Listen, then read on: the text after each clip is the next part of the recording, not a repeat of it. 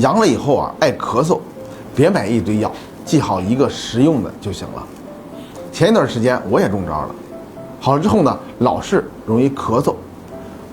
到了晚上咳呀就睡不着觉似的，反反复复不见好。大家去药店买药的时候啊，是不是经常会遇到这种情况？店员可能会给你推荐3到4种药，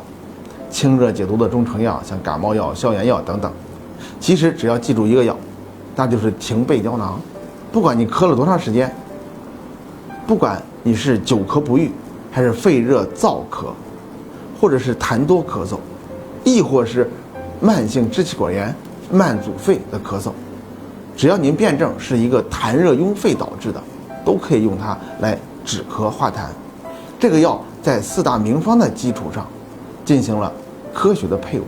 里边有葶苈子、有川贝母等这些中成药，其中葶苈子是一个泻肺平喘的，川贝母呢具有润肺止咳化痰的作用。这些药作用在一起，它就有一个清肺化痰止咳平喘的作用。经常咳嗽的朋友啊，可以备一点。